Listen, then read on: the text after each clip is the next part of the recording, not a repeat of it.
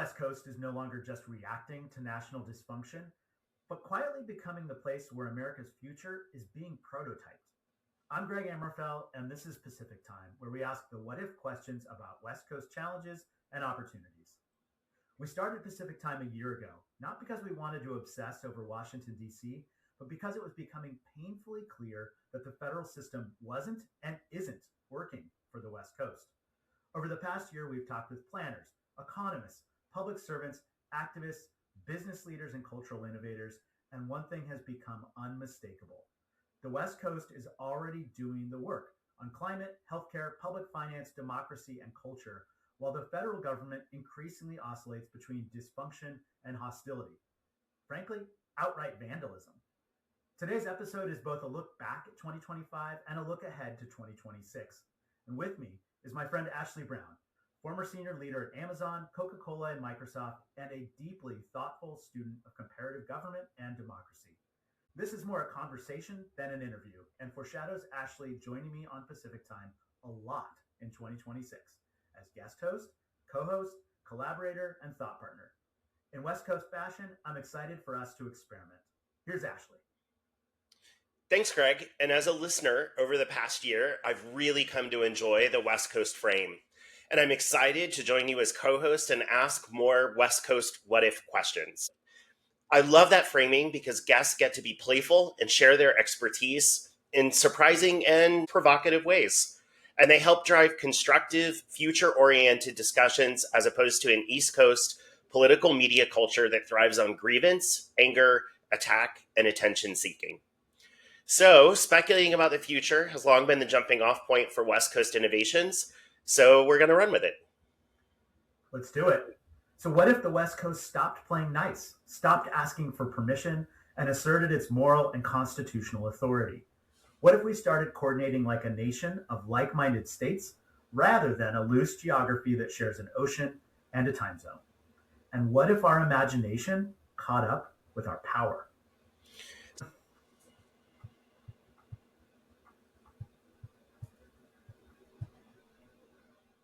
So, Greg, you have been producing Pacific Time for about a year. What have you found? Well, we launched Pacific Time on Inauguration Day. So the Pacific Time era, if I may be so bold, corresponds to the length of the second Trump administration. And so it's hard to disentangle those two. I think what we've seen is that Trump hostilities toward the West Coast and his neglect of the West Coast has been even more pronounced than we feared. I think it's safe to say through most every guest conversation I've had, that people are deeply offended by what Trump has brought and his disregard for not just us on the West Coast, but for the standards and practices and laws that have guided the country for decades, if not centuries. So that's one. I think it's a little unfair to put all the blame on Trump. I think he has very distinctly highlighted that the federal system as we knew it, regardless of who was president, wasn't working so well for us on the West Coast. We've outsourced political discussion to the Eastern Seaboard, to the corridors of power between DC and New York, and we kind of watch in the news and read our New York Times, but we aren't such active participants in that process. And given that I think we're now realizing we are the economic engine of the country, that the West Coast between California, Oregon, and Washington is the third largest economy in the world and the leader in so many important sectors. That I think Trump's misdeeds have heightened West Coast identity and push for more West Coast autonomy. So that's a lot. You've covered a lot of ground in this intervening year. What are sort of the top themes that have popped out for you?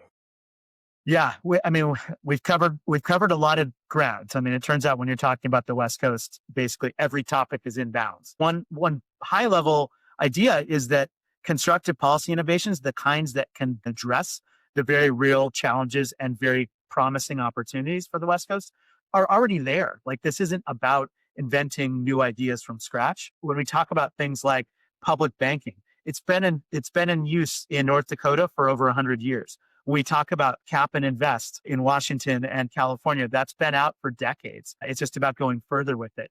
When we talk about wildfire mitigation and stemming very real threats associated with climate change, Like it's tempting to feel helpless. And yet policy leaders with the right political winds at their backs have made real progress on those challenges. So I think that's one. And that another theme is that the West Coast is already defying federal mismanagement and leading itself and the country on things like the environment and things like disease control and things like economic development.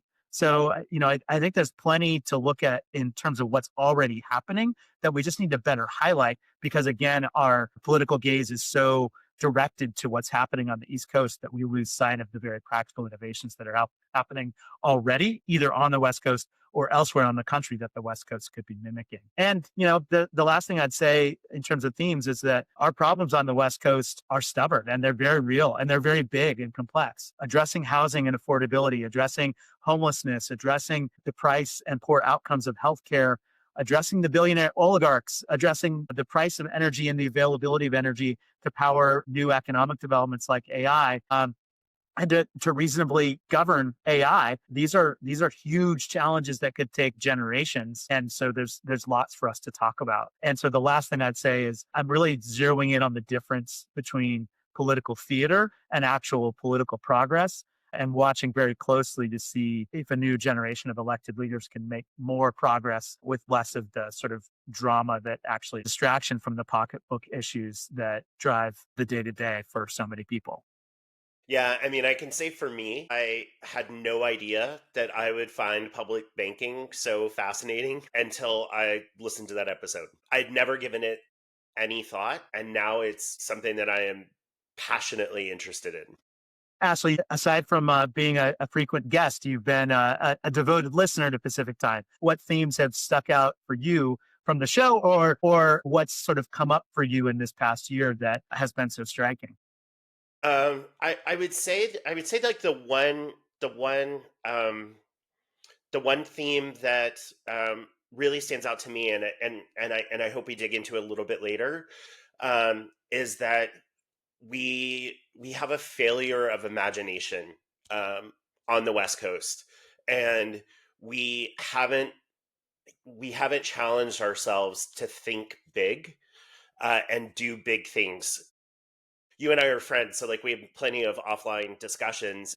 Something you say often, really sticks with me, that we need to put the progress back in progressive. And I think, a theme that I take away from this first, inaugural season of the show is that we just need to think much bigger about our ability to be more autonomous and to backstop the federal government in any number of areas, from climate to disaster relief to public banking. Stop or even lead the national government, because it doesn't seem to function that well a lot of the time. And yeah, I mean, you're connecting to a really important point that I think came out. I mean, I feel so lucky and thankful to have had the guests that have come on in this first year to been on an upstart podcast, you included. But Nolan Leinhart, the urban planner in Portland, talked very much about that, that we have to be bolder. And when we are, sometimes we fail and sometimes we are rewarded with absolutely transformative developments in our communities. Sandeep Kaushik talks about the same thing, that there was a golden era of politics in Seattle where the minimum wage got lifted, like affordability got a little closer, and that the ambition has sort of disappeared, partly due to COVID, partly due to a kind of a toxic politics that just have people taking shots at each other rather than trying to figure out how to solve problems. But I think you're really onto something about a failure. Yeah, and I think you are starting to see the sort of the stirrings of that waking up. Just yesterday, the governor of Washington, Bob Ferguson, announced that this upcoming state budget is going to include subsidies for Affordable Care Act premiums. It is going to cover SNAP benefits for legal immigrants, and make investments in women's health care. And all three of those things were explicitly done because those are areas that the Trump administration either pulled back or defunded. Yeah, it is. It has been so interesting to watch leaders on the West Coast step up, not just in reaction to or defense from the federal government, but to start to really take responsibility. I love what you're highlighting for Bob Ferguson. And another one that really stuck out for me was the alliance between California, Oregon, and Washington around healthcare, the West Coast Health Alliance, which did respond to the CDC sort of becoming a basket case and providing very murky slash scientifically invalid guidance to the public on COVID and on other vaccinations. And the West Coast saying, nope, we're going to take a science-based approach and do our own thing. So far it's hard to say what it's actually accomplished. It feels like a press release more than a policy, but it's a good development. Not to mention the fact that the West Coast attorneys general have been absolutely pivotal in leading the charge in defense of the rule of law in the country. Yeah, for sure. Let's talk about illusions cracked. Over the first 40 episodes of the show, what is your biggest call? There have been a lot of them. One is that there is absolutely appetite for stronger assertions of autonomy on the West Coast. And there is almost universal disavowal of anything close to secession. Nobody takes that seriously. Nobody is really that interested. Nobody treats the Cal exit movement or Cascadia as more than kind of cool, and I certainly do, very cool intellectual exercises. But if what Cal exit and Cascadia do is imbue us with kind of an underlying sense of identity for our region that leads to us advocating for autonomy, I think it's great. And, I think it was really typified in the conversation with Coyote Marin, the independent pollster and policy analyst who shows that Californians, to an alarming degree, 77% were interested in the idea of California becoming a special autonomous zone, and then got specific that there were 13 key policy areas that were legal today for Californians to start asserting more autonomy. I think that is a massive wake-up call, not just for California, but for everyone on the West Coast and anyone in any state in the country that sees the growing gap between the values of their place and what's being wrought by the federal government under the Trump administration. Yeah. I think for me, it would be that the federal government is always a benign or positive actor. I think the most disturbing thing for me this year has been the reality that at times the federal government can be an actively aggressive bad actor and actively try to harm its own citizens, which, is kind of devastating. It is. It's a good point, Ashley. It's funny. I was thinking about this back in the days when the EU was rolling out its very strong policy on privacy, and people explained that, this is rooted in Germany, and Germany recognizing that the state could go to war against its own people and its own beliefs, that the Nazis used public information in order to terrorize and kill members of their population. And it always felt like an abstraction that didn't quite apply to the US until this year. And so, yeah, I think that's a scary and sad and massive wake-up call. Are there episodes of Pacific Time that have really stood out to you? Yeah. I mean, one in particular was your conversation with David Goldstein, which really was around sort of what the contours of greater autonomy would look like. And he said something that unspooled a train of thought that I thought was really fascinating, which was he asked the question, do progressives ask the wrong things of the federal government? Our traditional path has been to argue in DC for greater protections for disadvantaged groups. And maybe the question needs to be, how can we dismantle the federal state down to its sort of most essential functions, which would then allow us to pretty dramatically lower taxes, which would then give states the headroom to raise state taxes, which we then, of course, would have greater control over how those tax dollars were spent. And I thought that was just a really fascinating topic of debate that has stuck with me. And I continue to think about almost every day. Like, are we just fundamentally asking the wrong question? Yeah, there was a lot in Goldie, as he's called, in Goldie's episode, wasn't there? The idea of kind of reforming the economy from the middle out and thinking about how to provide the basic services that any American or any Californian or Washingtonian or Oregonian would need in order to have a shot at building a good life. And, kind of basic healthcare, access to basic housing, access to basic education. And that, further, he says, our neoclassical economy is built to create wealth at the top and to create dominant companies like we see in the country now and like we see on the West Coast. But he's like, hey, we can afford to actually deliver the goods, literally the public goods, to our entire population if we choose to do it. And so, yeah, the idea of kind of major tax reform seems like a very thoughtful idea. And it's so interesting, by the way, that his close collaborator is Nick Hanauer, who is, a billionaire himself and an advocate for a lot of sensible reforms. Yeah, and we haven't devoted a whole episode to this, but I think there is widespread belief that the fact that we send $4 to DC for every dollar we get back is a problem. And, it's been festering for a while, but I think that the Trump administration has only sort of brought it back to the fore that we need to find a way to keep more of our own money in our own communities. And I think particularly when you see the federal government refusing to declare parts of Los Angeles a disaster area only highlights that frustration. And I think we're going to see more of that in the years ahead. Sorry, pause. I don't think the number is 4-1. I think it's more like for every 4 we get like 2 or 2 to 3 back. Okay. Yeah. Do you want to wind that up again? We just cut that whole train of thought then from the end. No, the train of thought's good, but do you want to restate? And what I'm saying is, I think the West Coast spends something like $500 billion in federal tax each year, and we get back about 400. So it's maybe 80%.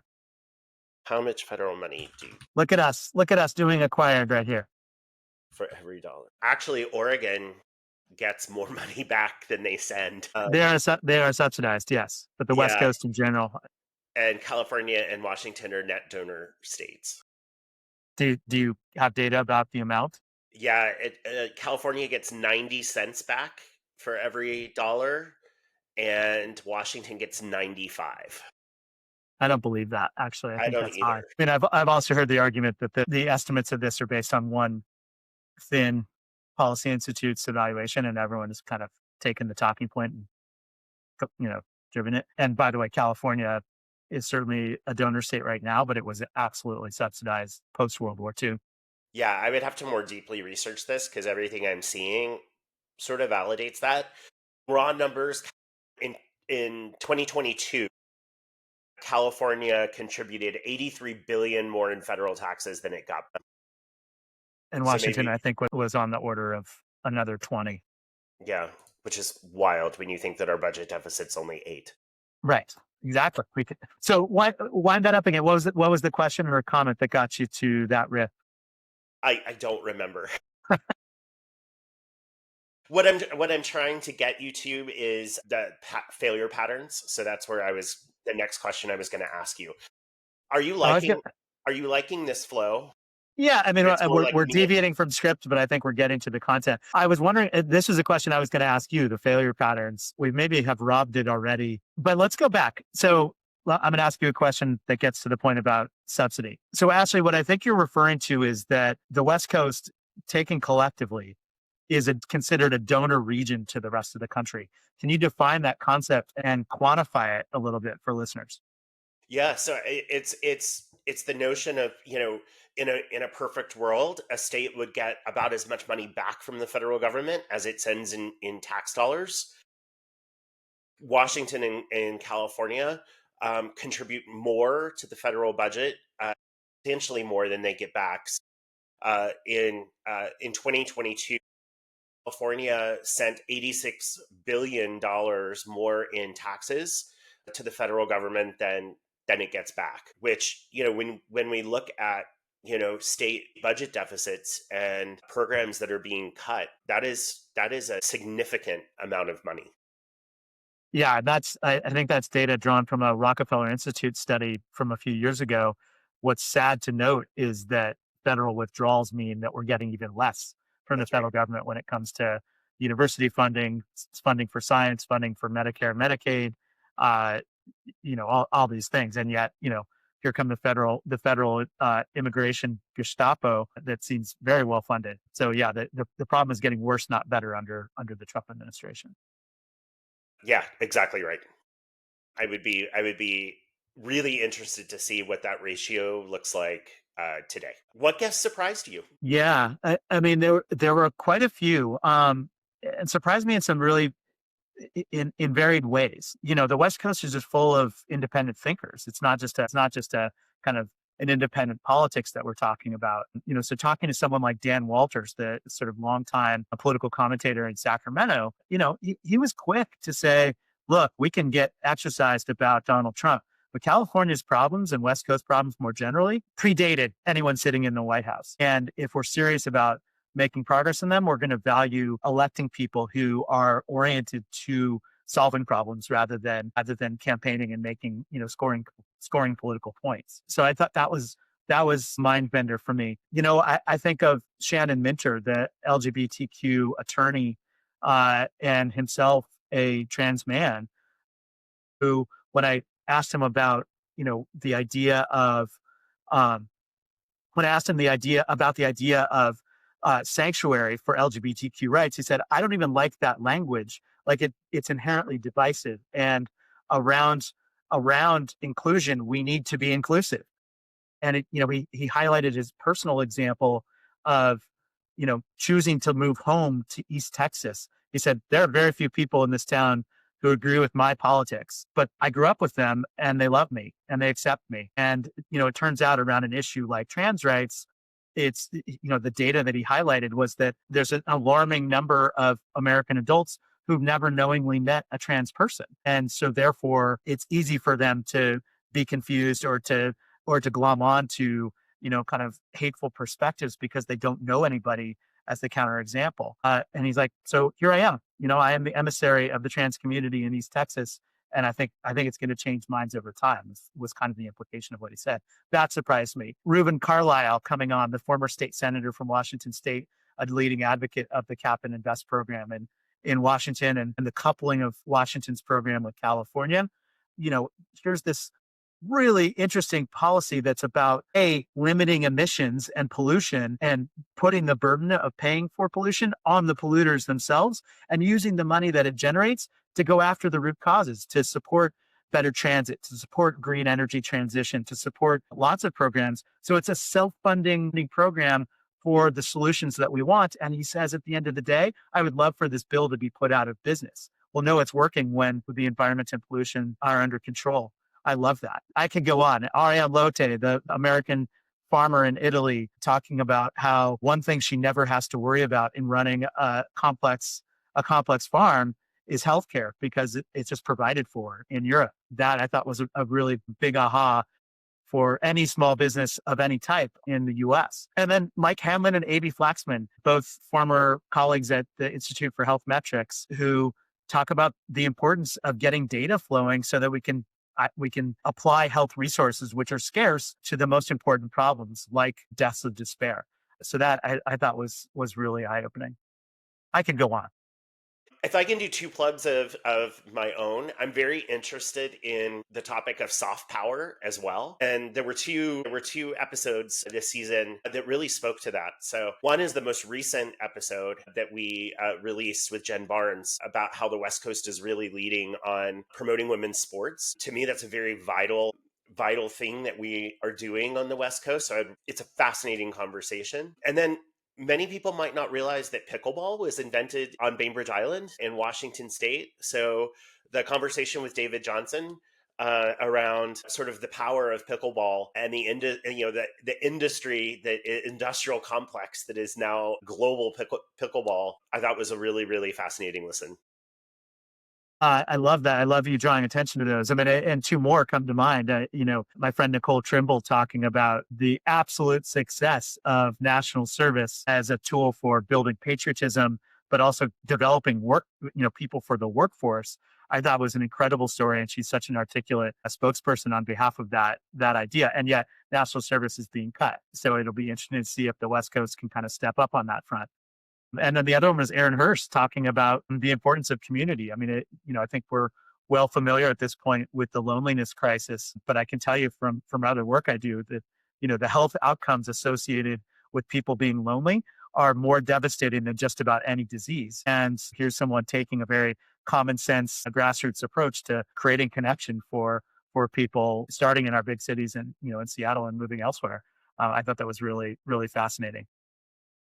So, at what point did the West Coast for you stop feeling like a geographic sort of expression and sort of transform into something more like a governing unit? For me personally, I think it's that I grew up in Southern California, lived in San Francisco in my 20s, and have lived in Seattle ever since. I just felt a kinship to lots of different reasons, even though I fully acknowledge that they're all that those regions are very different places. But I think the aha for me, and I've talked about this before, was watching the election returns in 2016 and seeing the bright blue band and the massive election results in favor of, at that time, Hillary Clinton over Donald Trump that were repeated to varying degrees in 2020 and then again in 2024. And it just struck me that if it was up to the West Coast, there's no way that Donald Trump would have been a candidate, much less elected president.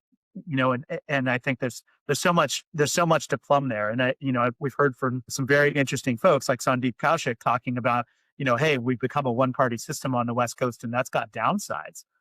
So I think we're coming to a time where the shades of blue are going to be meaningful to actually navigating a way forward. So I think that's going to be something I'm watching. But I would also highlight that guests like Michael McGalley kind of question whether the West Coast is a meaningful concept, that he doesn't see much affinity or brand in the idea of the West Coast because its subregions are so different. Even Yogi Uriah, the kind of advocate of Cascadian sovereignty. Cascadia refers to the Pacific Northwest, kind of spanning into British Columbia and east to parts of Montana and Wyoming and Idaho. That the culture, the bioregion that is defined by that area is just night and day different from the desert-driven region of Southern California and the Southwest.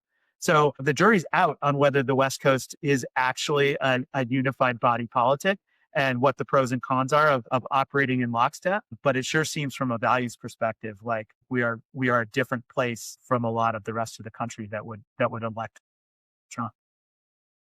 And Ashley, what's your take on that? I was gonna say, I think for me, you underscored how the West Coast is sort of has a value set that is different from most of the rest of the country. I think for me, I grew up in the South. Then I lived most of my life in the Northeast, between DC and New York before I moved to Seattle. And I don't think I really appreciated until I moved here and lived here and worked here how massive our economies are. So for me, I would argue, it's not only our values that are different, it's the scale of our economies that are also different. We've talked at length about how California would be the fourth largest economy in the world if it were an independent political unit. But Washington State, which would be 22nd, that puts it, the size of Ontario, Canada, which is obviously Canada's largest provincial economy. So for me, it's like the scale of our economies unlock things like, could we explore single payer healthcare on the West Coast? Could we explore things like a universal basic income or any number of things that would make us sort of true laboratories of democracy? I was actually thinking earlier today that it would be interesting if we could have more of a say in immigration policy because, we're blessed with incredibly world-class public universities on the West Coast. And the federal immigration policy is really harmful to those institutions when it comes to the ability to attract both research talent and research dollars. So for me, I think it's the economic scale. So let's drill into that a little bit. If the West Coast already acts like a block in some ways on climate, on culture, on innovation, what's stopping it from what's stopping it from acting like one institutionally? In my opinion, I think it's inertia and weak leadership. I think our legislators and our leaders ask for permission rather than just doing too often. I think that's changing. I mean, you're particularly seeing that with Governor Gavin Newsom in California. Just this month, California released the CalRx plan, which is the state is going to produce and sell insulin to Californians at a dramatically reduced price. I think that's a fascinating example of what aggressive leadership at the state level can do to solve a very real problem that the federal government is showing no interest at all in trying to solve. But there doesn't seem to be a lot of appetite outside of a few areas where we're truly cooperating. You mentioned the West Coast Health Alliance earlier in this conversation, but I would agree with you right now. That feels more like a press release than it feels like any sort of concrete action. I also just think there's a cultural element at play, which is, California has long viewed itself as a special place that has a special place in American life. And I think that is less so in Washington and Oregon. But I think it's also changing. Yeah, and it is interesting to watch Washington and Oregon collaborate with BC, that there are these kind of cascading corridor initiatives around transportation, and that there may be a better prospect of high-speed rail connecting Portland to Vancouver than there is high-speed rail in California anytime soon. So that will be interesting to watch. And I think collaborations are always kind of born of convenience, and then the question is, do they translate into something serious? I am also fascinated by the development you highlight around California releasing its own generic insulin. Well, where's the strategy that says, and we're going to do that with Oregon and California and any other state that wants to play? And by the way, we're going to work through the histogram of other expensive drugs or other drugs that are very popular and in demand and say, we're doing the same thing. And, we're going to, there's no better requirement that drug prices are set nationally. So we're going to do it ourselves here. Yeah. And I love that you brought up high-speed rail, actually, because this is, I think, I think that's a great example of where the West Coast is just failing to think big. Why is there not a public-private partnership to build high-speed rail from Los Angeles to Seattle? Why does it need to stop at San Francisco? Why is there a bright line between Miami and Orlando that is finished and operational, and we're still building a train to nowhere in California? So I think, one of the challenges that we have on the West Coast is if we want more autonomy and we want our states to be more muscular and robust, those states actually have to deliver things. CalRx is an example of delivery. High-speed rail is a great example of not delivery. Yeah, and we're getting into an area that I don't know that you or I are expert in or really explored yet, but it's certainly something that Ezra Klein and Derek Thompson explored in the Abundance book, which is the systemic and structural inhibitors to progress. They highlight high-speed rail as an example of California's sort of good instincts around environmental protection turning into just an incredibly legalistic system that opens room for all kinds of lawsuits that stand in the way of policy objective that the population had agreed on and funded. So it will be interesting to see if the West Coast can make progress at overcoming the hurdles it puts in its own way to progress. And honestly, I mean, you've heard me riff on this before. I wonder if there's a little bit of judo to be practiced in the Trump era. Trump obviously has very little regard for pre-existing law and norms in order to pursue his policy aims. Could the West Coast states with much better and more noble intentions say, we're going to start trying to move faster than the courts of the law say, and we'll catch up on the backside. But in the meantime, we're moving forward on transportation and energy and healthcare and other things and affordability, all the big stuff that we hear about all the time, because we can't afford to wait 10 or 20 years for very little progress. So in the early part of our conversation, Ashley, we've been talking about kind of West Coast challenges and opportunities, but let's also be self-critical. So what do West Coast leaders tend to underestimate about their own leverage, and what do they overestimate? So I would say that we underestimate collective clout, and we've touched on this. If we coordinated better on policy and started acting like a country on a number of levels, and I'm thinking education, healthcare, also energy, which we haven't really talked about, but there's a lot of commonality there. By setting sort of ambitious standards in those areas, I think we could actually drive the national debate. And we've done this before. Washington shot for the moon and raised minimum wage to $15 an hour.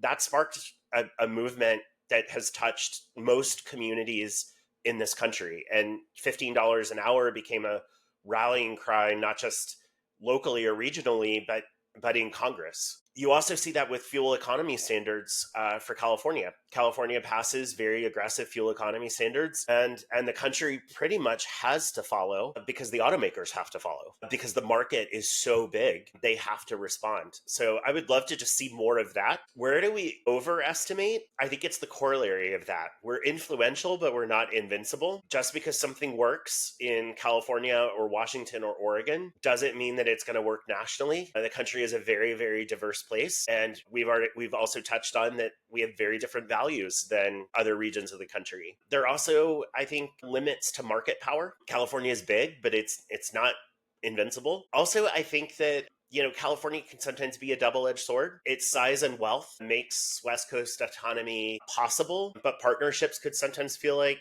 California is calling all the shots. So I think we need to have a robust debate about what that looks like. Yeah, that was something that came up in conversation with Dan Walters, the idea of kind of California exceptionalism, which we could probably widen out to West Coast exceptionalism. It turns out, our challenges and opportunities are maybe not that distinct from the ones that people in Salt Lake City are facing, or the ones that people in Austin or Atlanta are facing. So yeah, I mean, does our pride get in the way of us also identifying the good ideas that are surfacing elsewhere that we could onboard to our region? Let's shift gears and let's talk about stress testing democracy. And Ashley, this was the subject of our first conversation on Pacific Time, which I found so interesting. I mean, on so many levels. Like, first of all, to sort of recognize you as a smart friend who, as a hobby, was deep on comparative government and deep on election systems and reform. So I think of you as a real expert in this space. So after conversations about elections, extremism, and legitimacy, do you still believe that the American system of democracy is self-correcting? No, I've changed my mind on that. I think it was Goldie who pointed out that we used to amend the Constitution regularly. I think he said it was something like an average of once every 8 years for, the first 200 years of the Republic. We were regularly updating it to match the moment. And then about 30 years ago, we just stopped.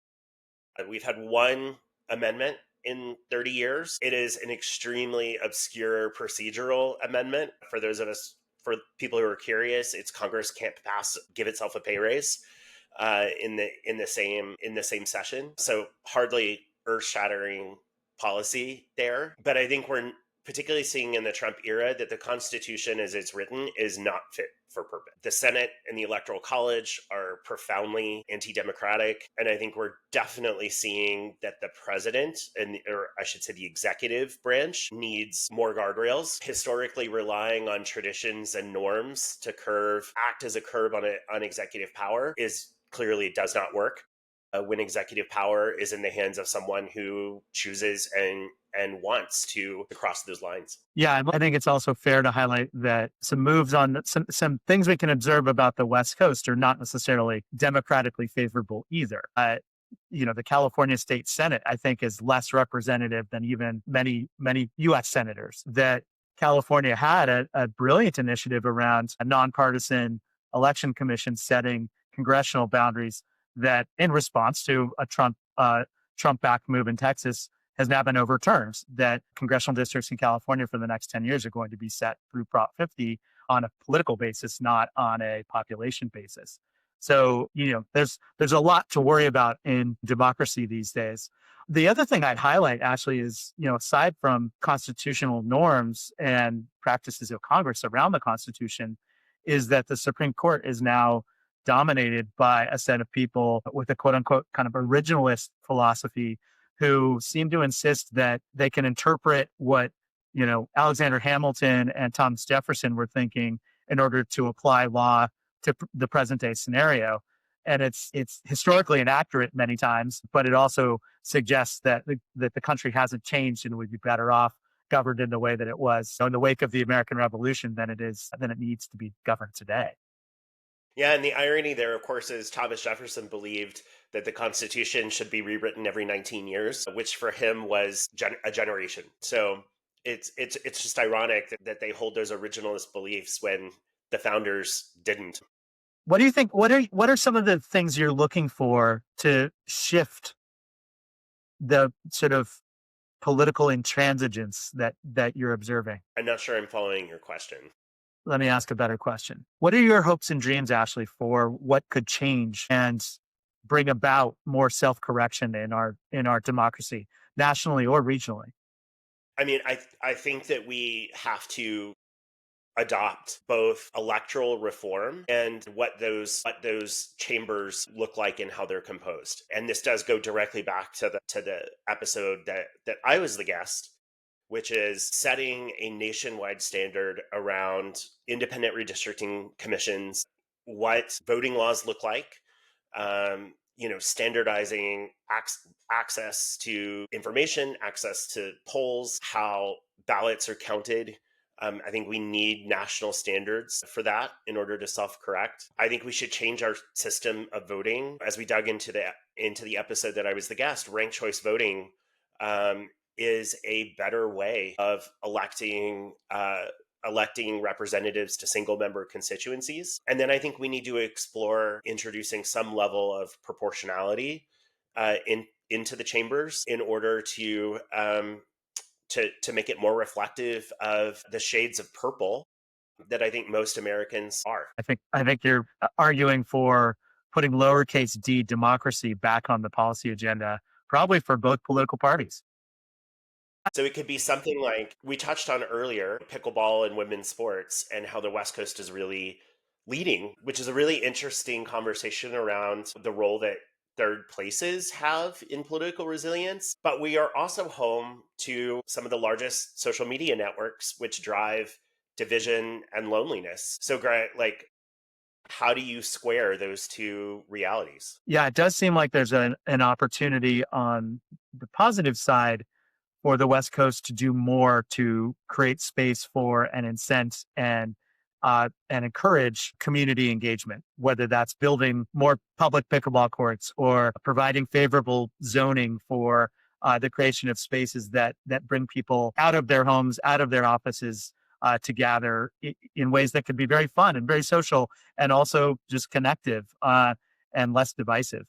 But then on the flip side, you're mentioning social media. I mean, yeah, the world's largest social media companies are based on the West Coast.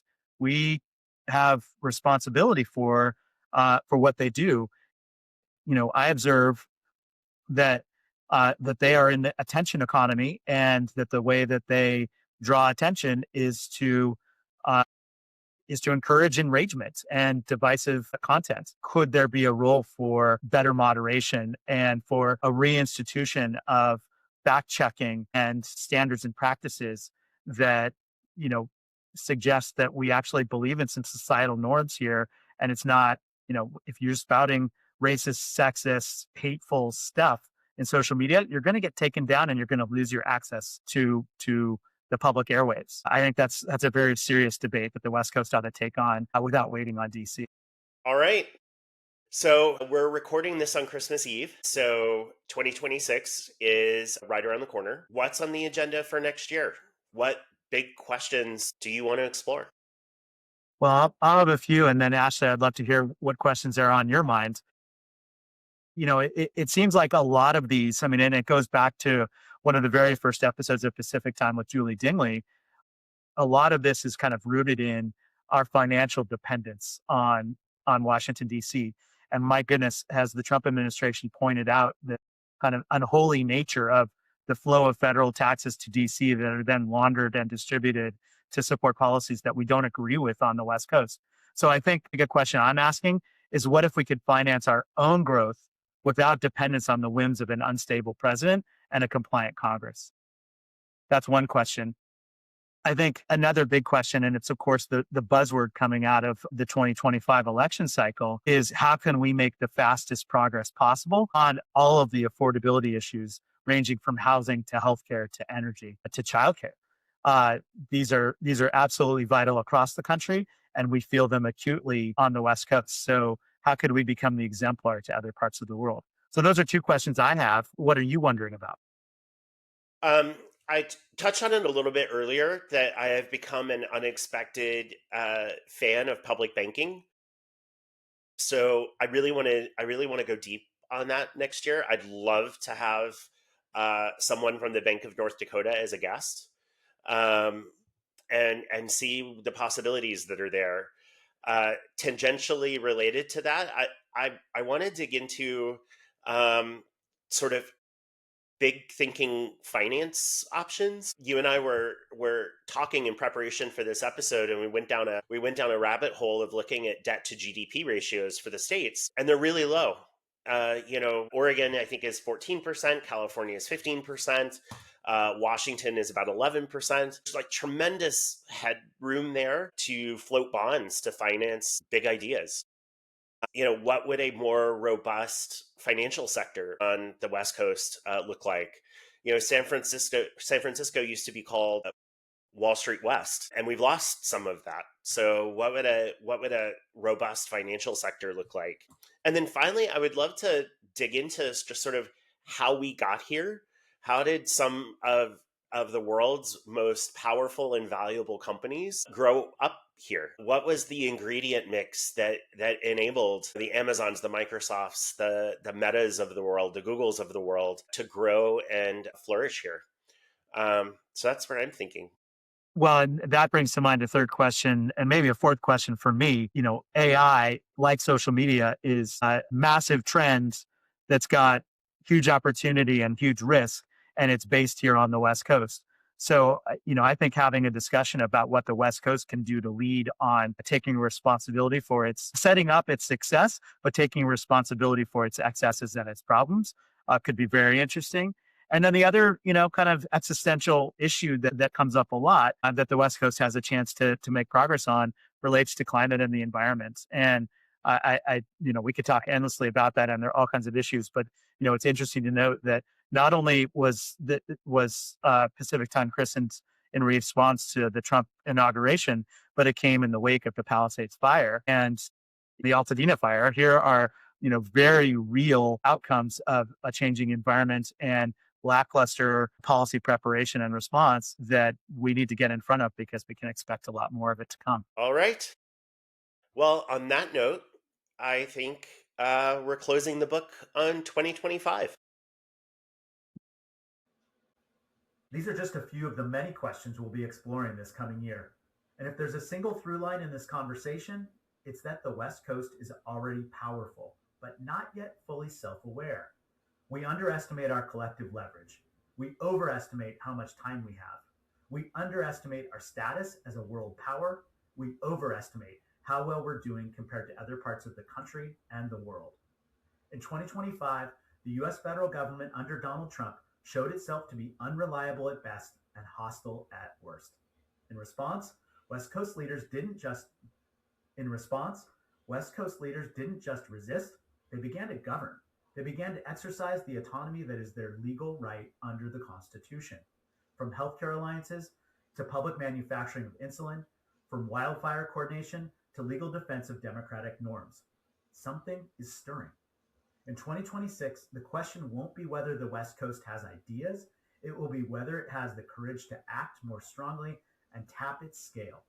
Whether we have the humility and focus to steer clear of self-righteousness while we're fixing what's broken at home.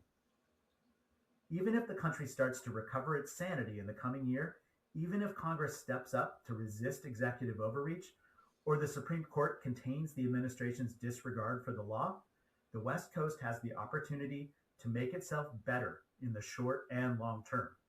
So what if 2026 is the year we raise expectations for ourselves, for imagining how good the West Coast could be and leaning in to make it happen? If you've been listening to Pacific Time over the past year, thank you. The show exists because of listeners who are willing to ask harder questions and imagine better futures. We'll be asking even more of you and offering more guidance on how to get more actively involved in making our home on the Pacific that much better. Share this episode, join the conversation on Substack, and ask yourself, what responsibility comes with living in the most powerful region of the world? I'm Greg Amrofell. Thanks to Ashley Brown for joining me today, and thanks to all of you for being with me in Pacific Time. I'll see you soon.